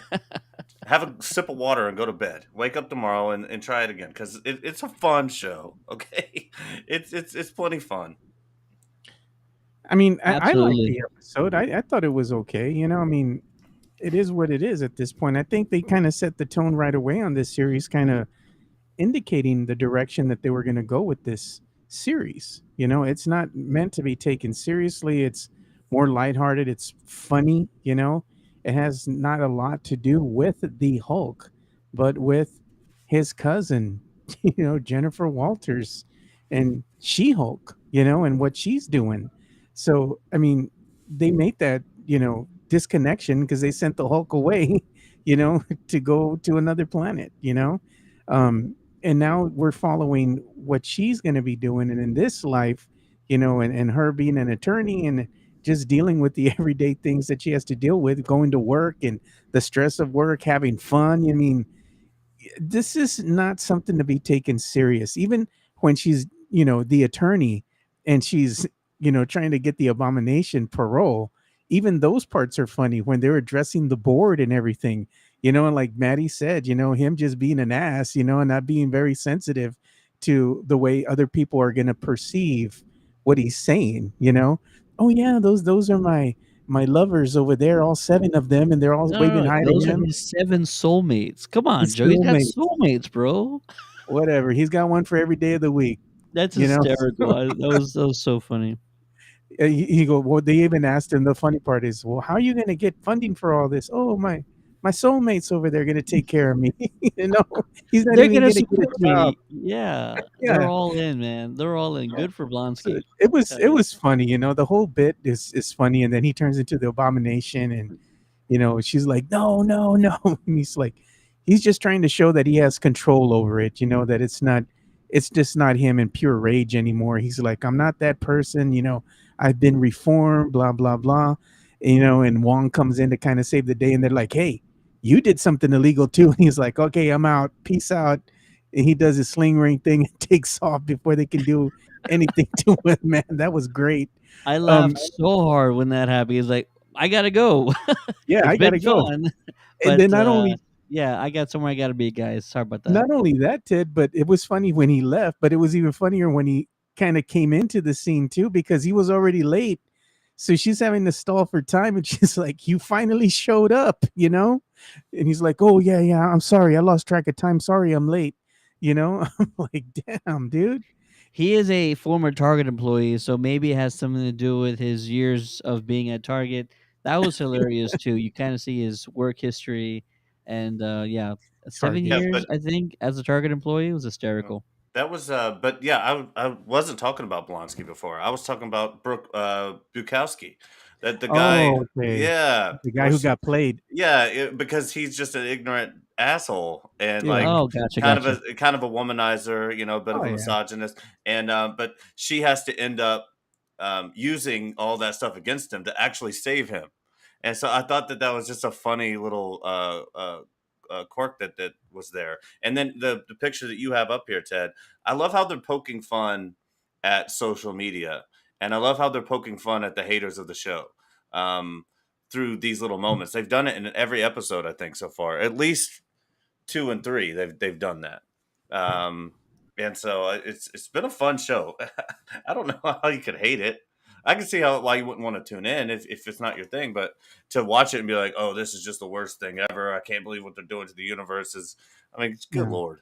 And even to see the twerking scene, it didn't happen like right at the end of the episode. It was kind of like you had to wait, like a post-credit scene It almost. is. It's a You know? post-credit scene, and some people are upset with it. It's like, you don't have to the post-credit scenes aren't meant to be like You stuck these around to just watch it. big That's the thing. solid plot points here. Yeah, that's exactly what they're meant to be throwaways. They're meant to be just, Yeah. And they've all been jokes. jokes. They've all Yeah. been jokes. Absolutely. Yeah, so Marvel's trolling the trollers a little bit with the call out of the many very real, I'm sure, comments that we saw in this one. Pretty hysterical. Yeah.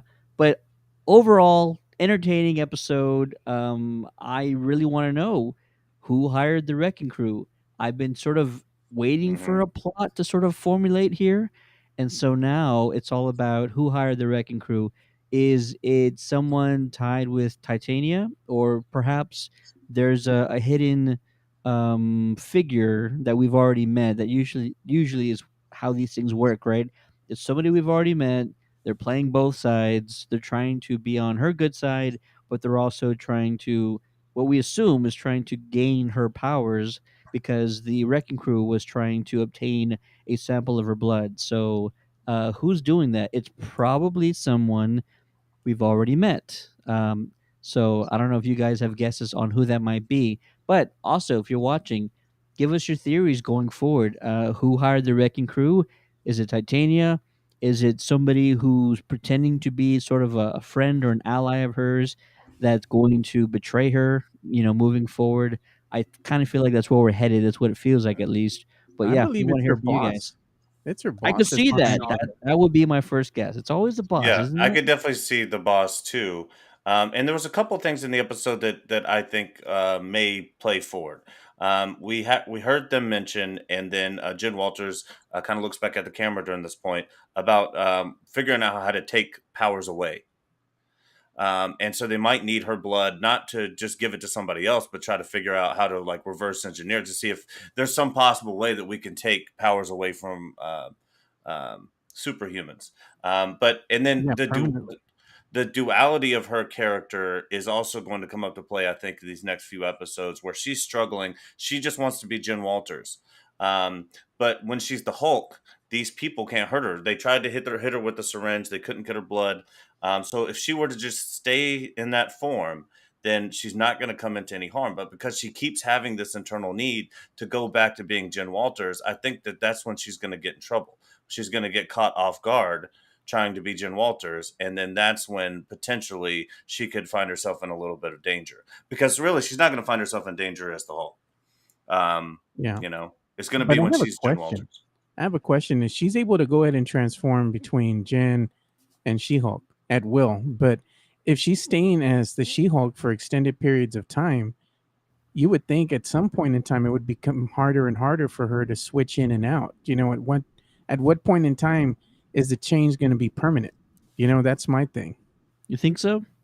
I don't know. I'm just saying there's a theory that I have. Maybe at some point in time, maybe the change will be permanent. I think because of like Blonsky, he had a very processed sample, if you will, and she got a sample from Banner, who, is also a very overly processed sample. Because he's done tweaks and stuff over the years, and he's also done things to sort of help his own biochemistry deal with this superpower. So I think she's going to be able to switch back and forth going forward without any issue, from what I But Banner needs believe. he needs that inhibitor in order to stay in human form. You know, he can't just go all the way back to just being Banner because his thing is his permanent transformation is the Smart Hulk. You know, Yeah. the melding of both of the personalities together. You know, so she can do it, and I think that's what he's kind of jealous of the Hulk. You know, she can just at will change to Jen and the Hulk. You know, and there's no issue. Ryan's in the chat. What's going on, Ryan? He says it's because in the past end credit scenes, they've always been a setup for what's next. So when they try to change that formula, fans expect to see what's next. That's not necessarily true because we've seen the other post-credit scene when she's making fun of Captain America, and that was just meant to be funny. Throwaway. Yeah, Yeah. Yeah, this And is the a one where she's very like carrying in her parents' fridge. yeah, there you go. holding up the car and everything. You know. Yeah, and It's there's other even Marvel shows and stuff that don't always do it. And that's a lot of times they are just like jokey scenes. Sometimes they are like, Yeah, here's what you can expect next episode, but there's a lot of jokey ones. I think the fans are I just remember one of the overreacting. one of the first ones that was a throwaway was even in the movies. I think it was Thor 2. There's a post-credit scene of one of the beasts like running like around in the city because everybody forgot that it was like still out there. And so there was like this large beast like chasing a bird or something, and it was a post-credit scene. It was just like a throwaway jokey one. Um Ash from the Evil Dead, what's his name? Bruce Campbell was a throwaway scene at the end Oh of yeah, Multiverse of Madness. It's over. he's just hitting himself. Boom, boom. Yeah, it's just MCU, especially with Phase 4 going forward, the post credit scenes have a lot less to do with what's happening in the future, and a lot of them are just either jokes or just teases. We got what's her name visiting Valhalla. Um Natalie Portman. Natalie Portman's character visiting Jane Foster. Jane Yeah, Foster Valhalla. I don't think that has anything to do with what's going forward. I think there will come a point in time, like the end of Phase 4, especially in Phase 5, where the post-credit scenes are going to matter about what's going forward, but you're not going to get anything until we get Kang the Conqueror for the first time, and then we really need to start tying these movies and these projects together. For right now, it's just everybody's having fun and everybody's just doing their own thing. But once like Ant-Man 3 comes out and we get Kang for the first time, you better believe all these post-credit scenes are going to matter a lot going forward. I think they should stop doing the post-credit scenes for all the movies. I think they should only do it with the movies that need to be connected, with the continuity moving forward. You know, if you're going to go ahead and have post-credit scenes, maybe you should do that in something, like the DVD or something like that. You know, hey, these are the little tidbits at the end that are funny, but in a theatrical release, I think you should only use the post-credit scene as a continuation of what's coming next. You know, not just because the audience is expecting it and we got to do something. I think it just becomes frivolous at this point. You know, What about Absolutely. can we talk about the memes from this? The funniest meme of all time is a callback to the first episode when Bruce is teaching her the clap as a weapon, oh right? yeah, Are we going to get a booty clap as a weapon? oh my god, man. If you do that, I mean, Ryan is gonna he's had it, man. He's out. What is the over under on us getting another twerk scene though for real? Over under 50%. I don't think that it'll ever happen because honestly, this is a female lead that you have, and honestly, I think it would just kind of be degrading, to females in general for that to actually be something. I did see somebody put together, I think, a GIF of that, and I'm not gonna say exactly what it looked like, but let's just say it's out there, Matt. It is out there. It's hilarious. Legacy Nerd says basically X Files template, Oh man, LOL. And Ryan says, I'm not a 20,000 fan. stars from Eddie B to booty Ryan clap. says, not a fan of the end credit scenes of the Wow. Marvel TV I'll do it shows, right but now. that's just me. And the sad thing is that Maddie probably doesn't even need to be lit to do it. No, I He'll do don't. it on a dare. No. Actually, I've barely even drank my beer. I'm trying to be good this week, but I'll do it right fucking now. Send the stars. Um And Please don't send the stars. hey, that's $200, Hey, maniac. maybe Hey, we man. should Hey, have man. Jericho do a booty clap for not joining us this week. Hey, Yeah. That's your we're gonna make penance, Jericho. we're gonna make him do it. Yeah, 20,000 stars for Matty B to booty clap. Yeah. Oh man, that's Um, hilarious. yeah, but it was a good episode. Yeah, it's good. It's all in good fun. Like I said, these are pretty much in line with the She-Hulk comics. They don't take themselves seriously. It's a lot of jokes. It's a lot of dating for Jennifer Walters, for sure, which hasn't happened a whole lot in this Mm, series so in the far. comic book, she's very promiscuous, so we'll She see. is, yeah, definitely. So there's still time for that, I'm sure, but definitely it's been a lot of fun, and now I'm ready. Let's get this plot going. She's not really all worried about the wrecking crew, but now that Blonsky's hearing is out of the way, and I think there's more time to sort of spend on her trying to figure out why she's being targeted. At least I hope that's what's going to happen. Well, She we had might a need to get targeted again before that actually does happen. So maybe yeah. that's what's going to happen at the beginning of episode 4. That's what I was that's what I was gonna say. Maybe her boss will put her in a situation where she has to go ahead and take her next client, and they'll kind of leave her exposed, so they can possibly try to go ahead and get a sample of her blood, saying, "Oh, you can't be the She-Hulk when you're going to see this client because such and such," and then boom, they try to strike and get it. Yeah, and I Yeah, think that did you guys find it odd though that we had two references to Asgardians um in this episode? So like the Asgardian weapons that the Wrecking Crew were using, and right. the shape shifting elf was Asgardian.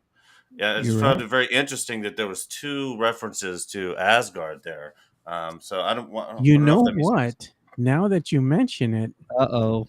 check this out. I just thought about it. Just the light flicked on. Uh-oh. The elf, I saw the light bulb happen like above your the head. elf, the dark, or not the Asgardian. Runa. Luna, she got her Runa. she got her convicted. Basically, she got herself convicted, right? But Jennifer had a part to play in that. You know, maybe the elf is the villain because she's trying to get revenge on her now for kind of putting her in this situation. You know, yeah. But why is she there in the first place? Is and like you know what I mean? And those weapons at the end, I feel like there's the only reason to mention Asgard twice. I mean, there You has to could be be something. right. You could be right, and that's not maybe something I there's thought about a whole lot, but that makes a lot of sense maybe if the there's an person pulling the Asgardian strings. mafia kind of thing. You know, I'm down. I'm down to see that. Let's do it. Definitely. You know what else is that I'm thinking about? A sample of her blood isn't going to do anybody any good because, as we might already know, or what they've discussed so far between Jennifer and Bruce, the fact that they're related has a lot to do with her being able to wield this immense um, energy and power and radiation. It has something to do with their genetics and them being related, which allow her to do all this. We saw what happens when somebody not related to Bruce Banner uh, gets a sample of his blood. If you remember in the Incredible Hulk, there is a scene where Bruce Banner cuts himself. This is Edward Norton, by the way. Cuts himself. He's working in a bottling plant. A drop of his blood falls into this that's greenish soda bottle. soda. And Yeah, who is the one that buys, purchases, and drinks and dies from sipping that tainted drink?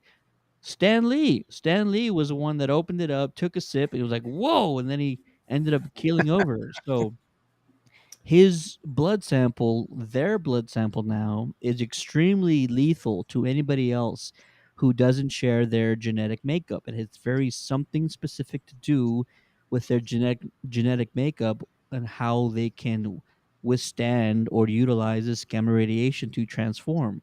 So it's not going to do whoever is trying to pull the strings and get the sample any good, but I think it's something that they're going to have to talk about and discuss later on, probably Yeah, this week or unless moving they just forward. want to reverse engineer. Like I think that's what the goal is.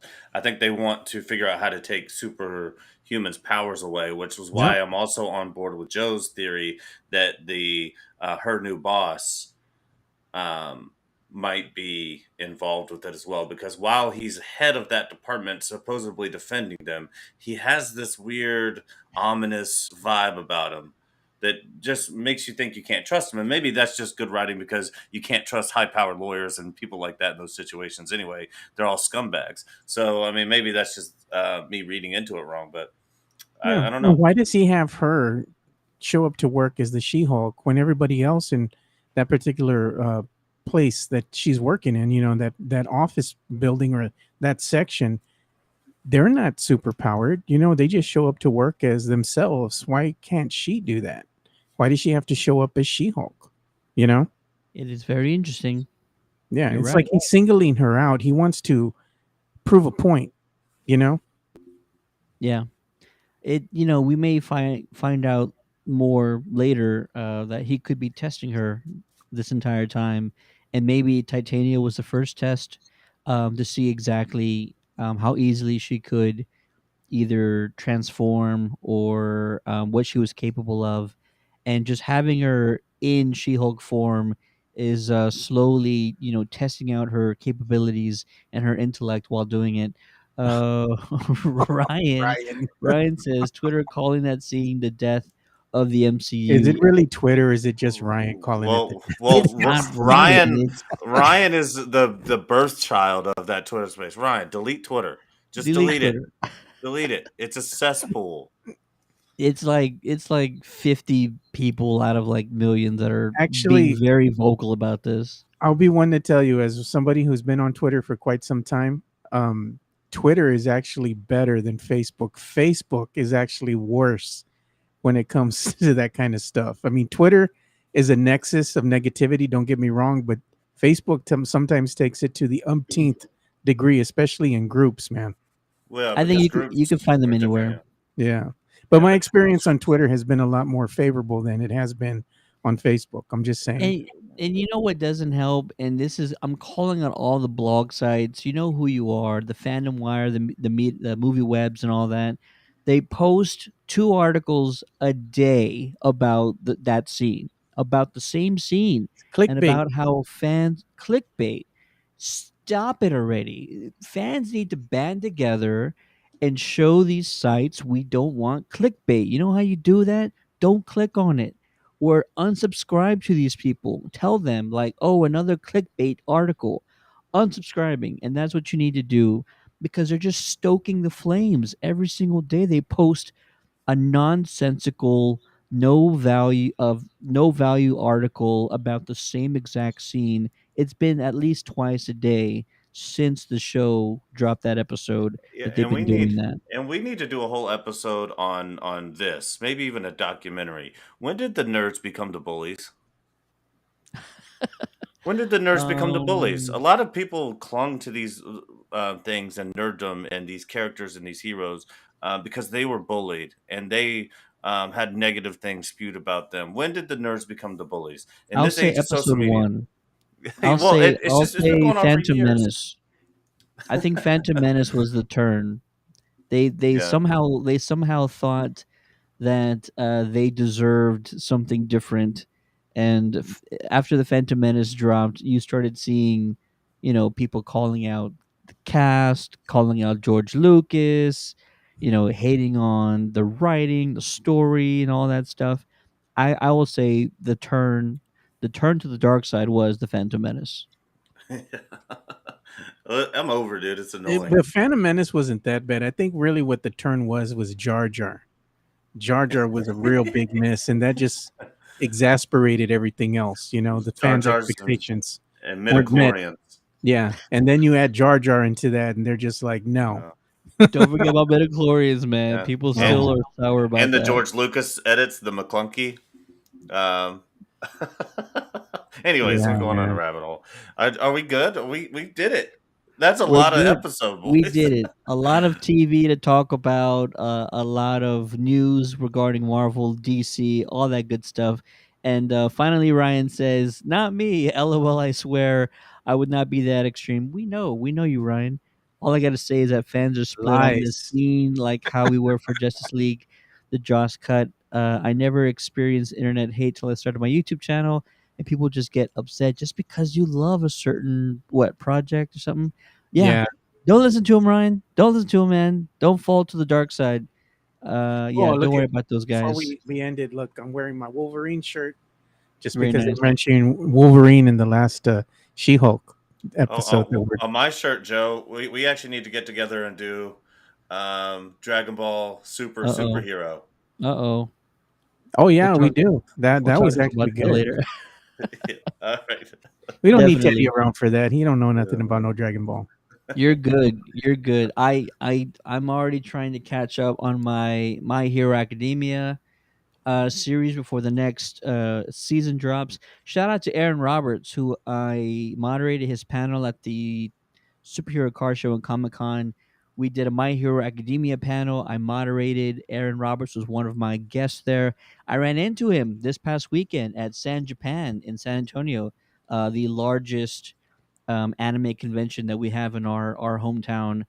And Aaron was extremely thankful and grateful for his experience at the Superhero Car Show and Comic Con. Shout out to the team, the crew, everybody that worked on the panel. He said, I quote, one of the best experiences and well run panels he's ever been on. Woof.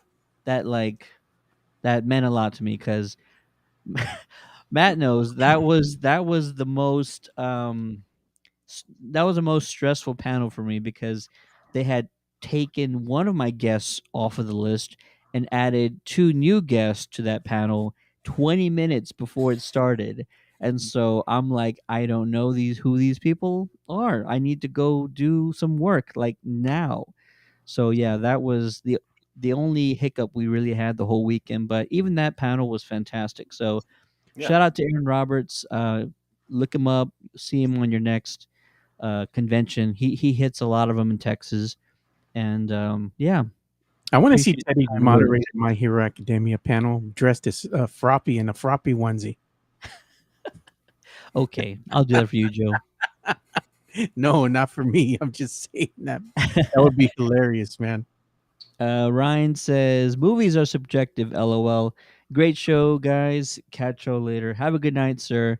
And lastly, just we want to hear from you guys. What did you guys think about Rings of Power, She-Hulk episode 3, House of the Dragon episode 3? We want to hear from you guys. Drop your thoughts in the comments below regarding those episodes, or you can talk to us about the DC news that we talked about earlier, or D23, which is dropping this weekend. What do you want to see happen? Do you want to know who the X-Men are going to be? Do you want to know who the cast of the Fantastic Four are going to be? Do you want more Star Wars movies announced? We don't have a whole lot of movies announced right now. Everything's really up in limbo regarding the Star Wars side of things. So let us know what you want to hear about.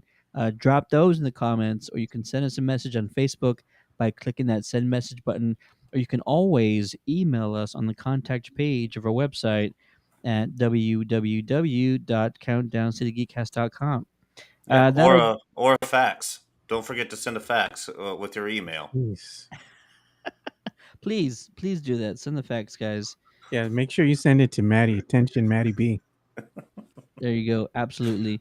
Real quick, if you want to catch the Ghostbusters of San Antonio, our next event is going to be the Casa Superhero Run. This is going to be in Austin at the Circuit of Americas. That's on September 18th. I guess for more information, go check out the CASA Superhero Run, and that should be a great event. Circuit of Americas. That's a great music venue, and looking forward to that. So we'll be also talking about more events as they come up. Check out the WrestleCast this week. Their show is going to be on Thursday instead of tomorrow. So be sure to check them out as they recap Clash at the Castle, the WWE pay per view that happened this past weekend. And then another Ghost Heads radio show is dropping this Wednesday. We're going to have some pretty cool guests that we're going to talk with. So be sure to check back later on this week. Bill Murray. So Bill Murray, Dan yeah, Aykroyd, just whoever's available that day. yeah. For the Geekcast, my name is Steady. Joining me on this episode is the man behind the magic, you know him as Joe Garcia. Thanks for putting up with us, everybody. Greatly appreciate you all sticking around and listening and watching another episode of the Countdown City Geekcast. If you like what we're doing, then please go ahead and subscribe and make sure you follow and give us a like. We greatly appreciate it. Absolutely. Be sure to like, subscribe, and also, if you would, give us a review on iTunes. The reviews help more than you understand and you realize. So check out the Geekcast podcast on iTunes, Apple iTunes, and write us a glowing review if you would. We much appreciate it. And last but definitely not least, my partner in crime, my co-host on the Ghost Heads Radio Show, the one and only Matty B. I don't have a can to crush today, but I will say that the 20,000 star offer is still on the table. I will clap these booty cheeks. As long as you're not wearing booty shorts, dude.